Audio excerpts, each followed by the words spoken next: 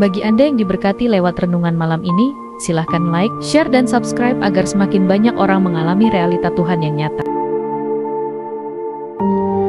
Kitab Roma, pasal yang pertama ayat yang ke-17 mencatat, sebab di dalamnya nyata kebenaran Allah, yang bertolak dari iman dan memimpin kepada iman, seperti ada tertulis, orang benar akan hidup oleh iman. Galatia 2 ayat yang ke-20 mencatat, namun aku hidup, tetapi bukan lagi aku sendiri yang hidup, melainkan Kristus yang hidup di dalam aku. Dan hidupku yang kuhidupi sekarang di dalam daging adalah hidup oleh iman dalam Anak Allah yang telah mengasihi aku dan menyerahkan dirinya untuk aku. Untuk memahami prinsip tentang hidup oleh iman secara objektif, dibutuhkan pemahaman berikut. Yang pertama, pastikan dalam batin kita terus terjaga kondisi hati yang haus lapar akan realita Tuhan, sehingga kualitas persekutuan pribadi yang kita miliki dengan Tuhan terus bertumbuh dengan kuat. Tanpa memiliki kehidupan rohani yang sehat, adalah mustahil untuk kita bisa menerima arahan atau tuntunan rohnya. Tidak akan ada firman yang masuk dan bekerja dalam batin kita, sehingga otomatis kehidupan iman jadi tidak terbangun atau bermanifestasi.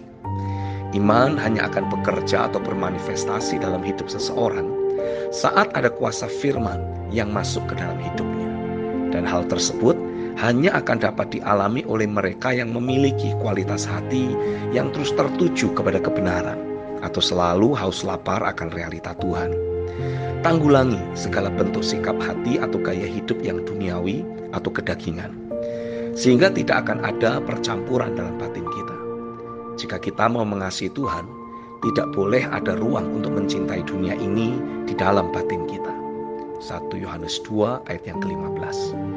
Yang kedua, pastikan kita mencoba memahami prinsip hidup oleh iman dari sudut pandang kehidupan bersama, bukan kehidupan yang individualis.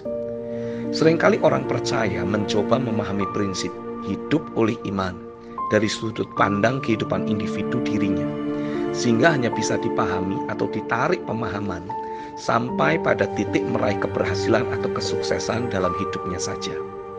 Padahal pola pelayanan di akhir zaman ini adalah pelayanan tubuh Kristus, artinya kehidupan bersama.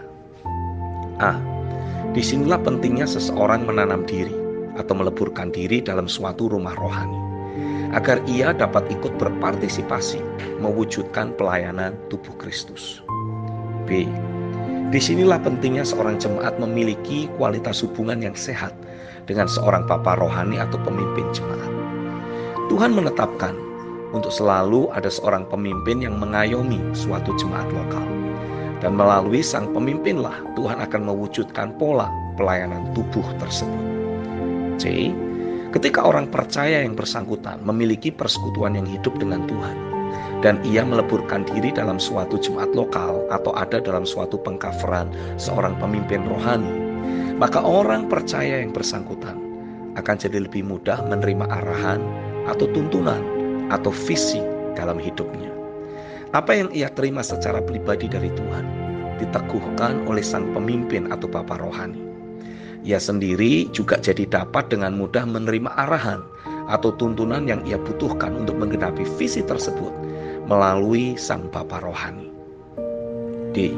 Sang bapa rohani sendiri jadi memiliki keleluasaan untuk memposisikan sang jemaat atau anak rohani dalam agenda Tuhan yang lebih besar, sehingga sang anak atau jemaat tersebut jadi menemukan posisi dan fungsinya di kegerakan tubuh Kristus yang sedang Tuhan lahirkan.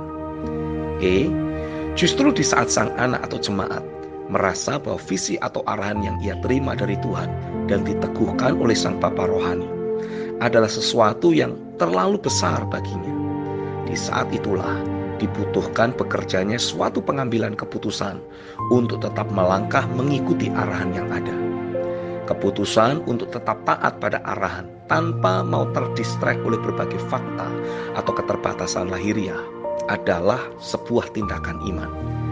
Jenis hidup oleh iman seperti inilah yang akan memposisikan keberadaan kita jadi ikut berperan serta dalam menghadirkan realita kerajaannya dan memunculkan dampak bagi banyak orang. ambillah tindakan untuk membuang semua pertimbangan manusiawi dan melangkahlah dalam kuasa iman untuk menjawab, menyediakan diri dalam menggenapi rencananya melalui gereja lokal yang ada. Amin. Saya Stephen Agustinus. God bless you.